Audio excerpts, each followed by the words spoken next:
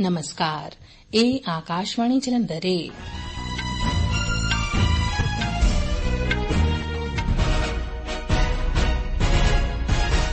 ਖਬਰਾਂ ਦੇ ਨਾਲ ਮੈਂ ਸਰਬਜੀਤ ਕੌਰ। ਪਹਿਲਾਂ ਇਸ ਬੁਲੇਟਿਨ ਦੀਆਂ ਖਾਸ ਖਬਰਾਂ। ਦੇਸ਼ ਅੱਜ ਆਪਣਾ 78ਵਾਂ ਸੁਤੰਤਰਤਾ ਦਿਵਸ ਮਨਾ ਰਿਹਾ। ਪ੍ਰਧਾਨ ਮੰਤਰੀ ਨਰੇਂਦਰ ਮੋਦੀ ਨੇ ਸੁਤੰਤਰਤਾ ਦਿਵਸ ਮਨਾਉਣ ਚ ਦੇਸ਼ ਦੀ ਅਗਵਾਈ ਕੀਤੀ। ਮੁੱਖ ਸਮਾਗਮ ਅੱਜ ਸਵੇਰੇ ਦਿੱਲੀ ਦੇ ਇਤਿਹਾਸਕ ਲਾਲ ਕਿਲੇ ਵਿਖੇ ਹੋਇਆ, ਜਿੱਥੇ ਪ੍ਰਧਾਨ ਮੰਤਰੀ ਨੇ ਰਾਸ਼ਟਰੀ ਝੰਡਾ ਲਹਿਰਾਇਆ ਅਤੇ ਲਾਲ ਕਿਲੇ ਦੀ ਫਸੀਲ ਤੋਂ ਦੇਸ਼ ਨੂੰ ਸੰਬੋਧਨ ਕੀਤਾ। ਆਪਣੇ ਸੰਬੋਧਨ ਚ ਸ਼੍ਰੀ ਮੋਦੀ ਨੇ ਵਿਸ਼ਵਾਸ ਪ੍ਰਗਟਾਇਆ ਕਿ ਜੇਕਰ ਦੇਸ਼ ਦੇ 140 ਕਰੋੜ ਲੋਕ ਸੰਕਲਪ ਲੈ ਲੈਣ ਤਾਂ ਭਾਰਤ ਸਾਰੀਆਂ ਰੁਕਾਵਟਾਂ ਨੂੰ ਪਾਰ ਕਰਕੇ 2047 ਤੱਕ ਵਿਕਸਿਤ ਭਾਰਤ ਬਣ ਜਾਏਗਾ। ਦੇਸ਼ ਦੇ ਹੋਰਨਾਂ ਹਿੱਸਿਆਂ ਵਾਂਗ ਅੱਜ ਪੰਜਾਬ ਵਿੱਚ ਵੀ ਸੁਤੰਤਰਤਾ ਦਿਵਸ ਬੜੇ ਉਤਸ਼ਾਹ ਨਾਲ ਮਨਾਇਆ ਜਾ ਰਿਹਾ ਹੈ। ਜਲੰਧਰ ਚ ਹੋਏ ਰਾਜ ਪੱਧਰੀ ਸਮਾਰੋਹ ਚ ਮੁੱਖ ਮੰਤਰੀ ਭਗਵੰਤ ਸਿੰਘ ਮਾਨ ਨੇ ਰਾਸ਼ਟਰੀ ਝੰਡਾ ਲਹਿਰਾਇਆ। ਰਾਸ਼ਟਰਪਤੀ ਦ੍ਰੌਪਦੀ ਮੁਰਮੂ ਨੇ ਸੁਤੰਤਰਤਾ ਦਿਵਸ ਤੋਂ ਪਹਿਲਾਂ ਦੀ ਸ਼ਾਮ ਹਥਿਆਰਬੰਦ ਬਲਾਂ ਅਤੇ ਕੇਂਦਰੀ ਹਥਿਆਰਬੰਦ ਪੁਲਿਸ ਬਲਾਂ ਦੇ ਮੁਲਾਜ਼ਮਾਂ ਨੂੰ 103 ਬਹਾਦਰੀ ਅਵਾਰਡਾਂ ਦਾ ਐਲਾਨ ਕੀਤਾ ਹੈ ਅਤੇ ਸੀਨੀਅਰ ਆਈਏਐਸ ਅਧਿਕਾਰੀ ਗੋਵਿੰਦ ਮੋਹਨ ਨੂੰ ਨਵਾਂ ਕੇਂਦਰੀ ਗ੍ਰਹਿ ਸਕੱਤਰ ਨਿਯੁਕਤ ਕੀਤਾ ਗਿਆ ਹੈ। ਹੁਣ ਖਬਰਾਂ ਵਿਸਥਾਰ ਨਾਲ। ਅੱਜ ਰਾਸ਼ਟਰ ਆਪਣਾ 78ਵਾਂ ਸੁਤੰਤਰਤਾ ਦਿਵਸ ਮਨਾ ਰਿਹਾ ਹੈ। ਪ੍ਰਧਾਨ ਮੰਤਰੀ ਨਰੇਂਦਰ ਮੋਦੀ ਨੇ ਇਸ ਮੌਕੇ ਆਜ਼ਾਦੀ ਦਾ ਜਸ਼ਨ ਮਨਾਉਣ ਚ ਰਾਸ਼ਟਰ ਦੀ ਅਗਵਾਈ ਕੀਤੀ। ਉਨ੍ਹਾਂ ਲਾਲ ਕਿਲੇ ਦੀ ਫਸੀਲ ਤੇ ਰਾਸ਼ਟਰੀ ਝੰਡਾ ਲਹਿਰਾਇਆ ਅਤੇ ਦੇਸ਼ ਨੂੰ ਸੰਬੋਧਨ ਕੀਤਾ। ਆਪਣੇ ਸੰਬੋਧਨ ਵਿੱਚ ਪ੍ਰਧਾਨ ਮੰਤਰੀ ਨੇ ਭਰੋਸਾ ਜ਼ਾਹਿਰ ਕੀਤਾ ਕਿ ਜੇਕਰ ਦੇਸ਼ ਦੇ 140 ਕਰੋੜ ਲੋਕ ਅਹਿਦ ਲੈ ਲੈਣ ਅਤੇ ਇੱਕ ਦਿਸ਼ਾ ਵਿੱਚ ਇਕੱਠੇ ਹੋ ਜਾਣ ਤਾਂ ਭਾਰਤ ਸਾਰੀਆਂ ਰੁਕਾਵਟਾਂ ਨੂੰ ਪਾਰ ਕਰਕੇ ਸਾਲ 2047 ਤੱਕ ਵਿਕਸਿਤ ਭਾਰਤ ਬਣ ਜਾਏਗਾ। ਲਾਲ ਕਿਲੇ ਦੀ ਫਸੀਲ ਤੋਂ ਰਾਸ਼ਟਰ ਨੂੰ ਸੰਬੋਧਨ ਕਰਦਿਆਂ ਸ਼੍ਰੀ ਮੋਦੀ ਨੇ ਕਿਹਾ ਕਿ ਵਿਕਸਿਤ ਭਾਰਤ ਲਈ ਬਹੁਤ ਮਿਹਨਤ ਕੀਤੀ ਜਾ ਰਹੀ ਹੈ ਅਤੇ ਦੇਸ਼ ਦੇ ਕਰੋੜਾਂ ਲੋਕਾਂ ਤੋਂ ਸੁਝਾਅ ਲਏ ਜਾ ਰਹੇ ਨੇ। ਆਪਣੇ ਸੰਬੋਧਨ ਵਿੱਚ ਪ੍ਰਧਾਨ ਮੰਤਰੀ ਮੋਦੀ ਨੇ ਇਹ ਵੀ ਕਿਹਾ ਕਿ ਇਹ ਦੇਸ਼ ਹਰ ਸ਼ਹੀਦ ਅਤੇ ਆਜ਼ਾਦੀ ਘੁਲਾਟੀਏ ਦਾ ਕਰਜ਼ਦਾਰ ਅਤੇ ਸ਼ੁਕਰਗੁਜ਼ਾਰ ਰਹੇਗਾ। ਉਨ੍ਹਾਂ ਕਿਹਾ ਕਿ ਅੱਜ ਉਨ੍ਹਾਂ ਮਹਾਨ ਸ਼ਖਸੀਅਤਾਂ ਨੂੰ ਸਲਾਮ ਕਰਨ ਦਾ ਮੌਕਾ ਹੈ ਜੋ ਰਾਸ਼ਟਰ ਦੀ ਰੱਖਿਆ ਪੂਰੀ ਤਨਦੇਹੀ ਨਾਲ ਇਸ ਦੇ ਨਿਰਮਾਣ ਅਤੇ ਦੇਸ਼ ਨੂੰ ਨਵੀਆਂ ਉਚਾਈਆਂ ਤੇ ਲਿਜਾਣ ਲਈ ਸਮਰਪਿਤ ਰਹੀਆਂ। आज वो शुभ घड़ी है देश की आजादी के लिए अपना जीवन समर्पित करने वाले, आजीवन संघर्ष करने वाले, फांसी के तख्त पर चढ़ करके भारत मां की जय के नारे लगाने वाले अनगिनत आजादी के दीवानों को नमन करने का ये पर्व है। ਉਨ੍ਹਾਂ ਕਿਹਾ ਕਿ ਨੌਜਵਾਨ, ਕਿਸਾਨ, ਔਰਤਾਂ ਅਤੇ ਕਬਾਇਲੀਆਂ ਸਮੇਤ ਸਮਾਜ ਦੇ ਹਰ ਵਰਗ ਦੇ ਲੋਕ ਗੁਲਾਮੀ ਵਿਰੁੱਧ ਲੜਦੇ ਰਹੇ। ਪ੍ਰਧਾਨ ਮੰਤਰੀ ਨੇ ਕਿਹਾ ਕਿ ਇਤਿਹਾਸ ਗਵਾਹ ਹੈ ਕਿ 1857 ਦੀ ਆਜ਼ਾਦੀ ਦੀ ਪਹਿਲੀ ਲੜਾਈ ਤੋਂ ਪਹਿਲਾਂ ਵੀ ਬਹੁਤ ਸਾਰੇ ਕਬਾਇਲੀ ਇਲਾਕੇ ਸਨ ਜਿੱਥੇ ਆਜ਼ਾਦੀ ਦੀ ਲੜਾਈ ਲੜੀ ਜਾ ਰਹੀ ਸੀ। ਪ੍ਰਧਾਨ ਮੰਤਰੀ ਨੇ ਕੁਦਰਤੀ ਆਫ਼ਤਾਂ ਵਿੱਚ ਹਾਲ ਹੀ ਵਿੱਚ ਹੋਏ ਵਾਧੇ ਉੱਤੇ ਚਿੰਤਾ ਵੀ ਜ਼ਾਹਿਰ ਕੀਤੀ। ਉਨ੍ਹਾਂ ਨੇ ਪ੍ਰਭਾਵਿਤ ਲੋਕਾਂ ਪ੍ਰਤੀ ਹਮਦਰਦੀ ਪ੍ਰਗਟ ਕੀਤੀ ਅਤੇ ਉਨ੍ਹਾਂ ਨੂੰ ਭਰੋਸਾ ਦਿਵਾਇਆ ਕਿ ਦੇਸ਼ ਇਸ ਚੁਣੌਤੀਪੂਰਨ ਸਮੇਂ ਵਿੱਚ ਉਨ੍ਹਾਂ ਦੇ ਨਾਲ ਹੈ। ਉਨ੍ਹਾਂ ਕਿਹਾ ਕਿ ਉਨ੍ਹਾਂ ਦੀ ਸਰਕਾਰ ਨੂੰ ਸਾਰੇ ਖੇਤਰਾਂ ਵਿੱਚ ਆਪਣੀਆਂ ਨੀਤੀਆਂ ਕਾਰਨ ਨਵੀਂ ਹਮਾਇਤ ਮਿਲ ਰਹੀ ਹੈ। ਸ਼੍ਰੀ ਮੋਦੀ ਨੇ ਬੈਂਕਿੰਗ ਖੇਤਰ ਨੂੰ ਮਜ਼ਬੂਤ ਕਰਨ ਲਈ ਕੀਤੇ ਗਏ ਕਈ ਸੁਧਾਰਾਂ ਬਾਰੇ ਵੀ ਜ਼ਿਕਰ ਕੀਤਾ। ਪ੍ਰਧਾਨ ਮੰਤਰੀ ਨੇ ਇਹ ਵੀ ਕਿਹਾ ਕਿ ਬਹੁਤ ਸਾਰੇ ਸਟਾਰਟ-ਅਪਸ ਇਸ ਸੈਕਟਰ ਵਿੱਚ ਦਾਖਲ ਹੋ ਰਹੇ ਨੇ। ਪ੍ਰਧਾਨ ਮੰਤਰੀ ਨੇ ਕਿਹਾ ਕਿ ਭਾਰਤ ਨੂੰ ਇੱਕ ਸ਼ਕਤੀਸ਼ਾਲੀ ਰਾਸ਼ਟਰ ਬਣਾਉਣ ਲਈ ਪੁਲਾੜ ਖੇਤਰ ਇੱਕ ਜ਼ਰੂਰੀ ਤੱਤ ਹੈ। ਉਨ੍ਹਾਂ ਕਿਹਾ ਕਿ ਸਰਕਾਰ ਲੰਮੀ ਮਿਆਦ ਦੀ ਯੋਜਨਾ ਬਣਾ ਕੇ ਪੁਲਾੜ ਸੈਕਟਰ ਨੂੰ ਮਜ਼ਬੂਤ ਬਣਾ ਰਹੀ ਹੈ। हमने स्पेस सेक्टर में बहुत रिफॉर्म किए हैं। जिन बंधनों में हमने स्पेस सेक्टर को बांध के रखा था उसे हमने खोल दिया है।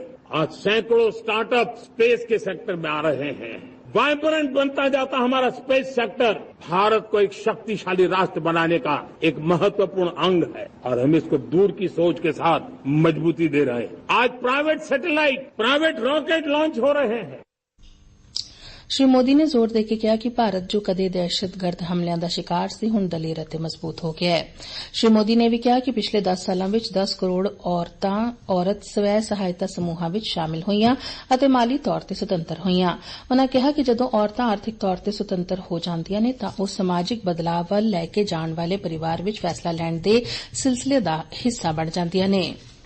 हमें गर्व हो रहा है कि हमारे सामान्य परिवार की गांव की 10 करोड़ महिलाएं आर्थिक रूप से आत्मनिर्भर बन रही हैं और जब महिला आर्थिक रूप से आत्मनिर्भर बनती हैं तब परिवार की निर्णय प्रक्रिया की हिस्सेदार बनती हैं, एक बहुत बड़ी सामाजिक परिवर्तन की गारंटी लेकर के आती है। उन्होंने कहा कि हुण तक देश में स्वय सहायता समूहों को 9 लाख करोड़ रुपए दिते जा चुके हैं। उन्होंने भी कहा कि उन्होंने सरकार ने औरतों की अगवाई वाले विकास से काम किया है। प्रधानमंत्री ने औरतों विरुद्ध हिंसा ते अपराधों के वधदे मामलों ते भी चिंता प्रगटाई। उन्होंने कहा कि बलात्कार दीयां घटनावां नूं उजागर किया जाता है पर दोषियों नूं मिलण वाली सज़ा नूं मीडिया विच उजागर नहीं किया जाता। उन्होंने कहा कि अपराधियों नूं सज़ावां दा व्यापक पद्धर ते प्रचार किया जाना चाहिए तां जो लोग अजिहे घिनौणे अपराध करन तों डरन। हमारी माताओं, बहनों, बेटियों के प्रति जो अत्याचार हो रहे हैं, उसके प्रति देश का आक्रोश है। इसको देश को, समाज को, हमारी राज्य सरकारों को गंभीरता से लेना होगा। महिलाओं के विरुद्ध अपराधों की जल्द से जल्द जांच हो, राक्षसी कृत्य करने वालों को जल्द से जल्द कड़ी सजा हो, वो समाज में विश्वास पैदा करने के लिए जरूरी है। प्रधानमंत्री मोदी ने कहा कि अगले 5 सालों में देश में 75,000 नवीं मैडिकल सीटां शामिल कीतियां जाणगियां ते इस नाल देश में मैडिकल सिक्ख्या तक पहुंच वधेगी। बांग्लादेश बारे प्रधानमंत्री ने कहा कि गुआंढी देश होने के नाते भारत बांग्लादेश की स्थिति नूं लैके चिंतित है। उन्होंने उम्मीद जताई कि स्थिति जल्द तो जल्द आम वांग बहाल हो जाएगी। उन्होंने कहा कि भारतीय लोग गुआंढी देश में हिंदुओं ते घट गिणतियों की सुरक्षा नूं लैके चिंतित ने। उन्होंने कहा कि भारत हमेशा चाहता है कि गुआंढी देश खुशहाल और शांति के राह ते चलन। बांग्लादेश में जो कुछ भी हुआ है, मैं आशा करता हूं कि वहां पर हालात जल्द ही सामान्य होंगे। खास करके 140 करोड़ देशवासियों की चिंता कि वहां हिंदू, वहां के अल्पसंख्यक, उस समुदाय की सुरक्षा सुनिश्चित हो। भारत हमेशा चाहता है कि हमारे पड़ोसी देश सुख और शांति के मार्ग पर चले। शांति के प्रति हमारा कमिटमेंट है।